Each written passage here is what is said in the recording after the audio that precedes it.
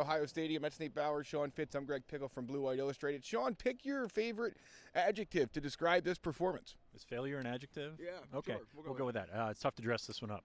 Another big game, another egg really on the offensive side of the ball. I thought defense did what they needed to do. Special teams, for the most part, did what they needed to do. Yep. Offense was not a threat whatsoever. A couple nice runs by Nick Singleton. Decisions, man. That's what it comes down to from the people up top. From Franklin, Mike Yurcich.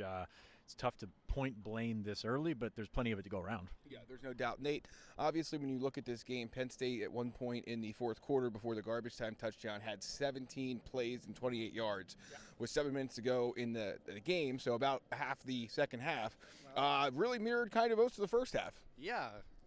Sean stole my point there because the offense was terrible. It just wasn't very good today. Right. And, I think that what kind of stood out to me was it was a little bit of everything, right? You had failures on the offensive line, failures in terms of play calls. Certainly some of that was clear. Probably some checks that were failures, some passes that were failures, some receptions that were failures. I mean, you could just spread the blame around in terms of the offensive side of the ball. It's not – look, Drew Aller, we just left, right? And Drew Aller was crying, right? I mean, or in the aftermath of crying, he was so upset about that game and put it on himself in a lot of ways. Right. And a lot of those guys put it on themselves. But I think that it's getting too easy to just kind of say, oh, well, one guy. Like it was a one-man show there. It wasn't. It was just an offensive performance that fell flat in every respect against a defense that is pretty good, but also looked better than we think Ohio State's defense is. Right. Yeah, there's no doubt. I mean, if you take it at face value of a number one receiver who was a number 3 last year, and it doesn't look like he's hit the strides, at least not yet, that James Franklin in this program thought. That's Keandre Lambert-Smith, of course. But, Sean, I think Nate makes a good point. You could assign blame to this guy, that guy, this coach, that, but it's a systematic failure on offense in a game like this. Yeah, and unfortunately, with it being college football, it lies at the feet of one guy, and that's James Franklin. Right. To do that, and I don't know what that means, because we can, hand wring and all this stuff, make or break, whatever. But I mean, that's where it lies. I mean, it lies with James Franklin. Now, breaking it down play by play, Ohio State's guys went out and did it. They were dudes for a reason. Marvin Harrison is one of the best wide receivers in the last decade in college football for a reason. Going up, making those plays. Cade Stover made an unbelievable play. Penn State wasn't there to make those plays. Penn State wasn't particularly close to making those plays either. And I think that's what's frustrating there when you're watching this as a Penn State fan. Just you see the score, and it's an 8-point game. Yeah. It seemed much different than that. Yeah. It seemed it was, Ohio State just holding them at arm's length and doing what they wanted to do. I think Ohio State's a really good football team, but I think they're also flawed. I think this was Penn State's opportunity to do it, and they didn't do it. Yeah. Nate, was that as emotional if you've seen a Penn State regular season locker room or a media room after a game? And if you think so, either way, does it boil down to just as simple as this? It was another chance they beat Ohio State. They didn't take advantage of it. They know it, and the story just keeps repeating itself. Yeah. Yes. Great. I just don't have to write anything afterwards then. Perfect. We'll clip this. We'll post it. That'll be that. They were all upset, obviously, because they felt like they could play with that team.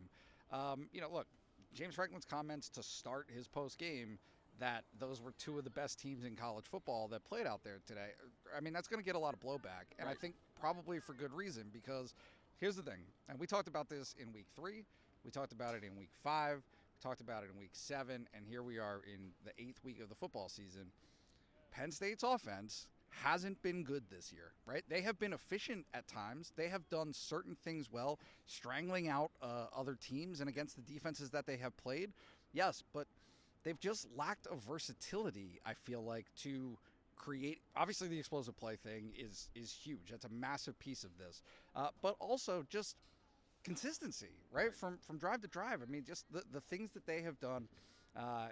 Drew Aller is part of that for sure. The offensive line is part of that. The running backs, again, across the board, they just haven't been able to fit the pieces together and create anything really resembling an offensive identity other than like Iowa or Michigan, right? I mean, just those offenses that kind of lack inspiration in terms of how we perceive them.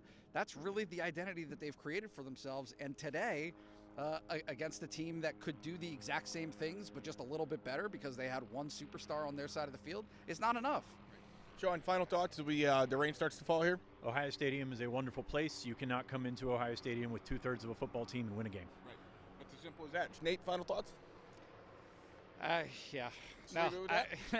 I don't know. I mean, certainly I can understand fans are going to be upset. No.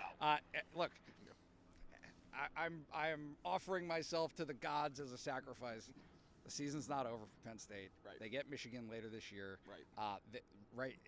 It's a little bit of a foregone conclusion that they will win the other games on their schedule, but you are not without, if you're a Penn State fan or a Penn State player, coach, whatever, you are not without opportunities remaining this season to get what you want from this year. Yeah, no doubt. Conversely, though, I think there's probably a lot of people watching this saying if they couldn't do it today, how are they ever going to do it against Michigan? Yeah, so, all right. Well, we'll have plenty more at BlueWhiteIllustrated.com. Take advantage of our 50% off an annual subscription deal for film breakdowns of this game and insider recruiting intel, team practice updates, and much more. We'll catch you next time.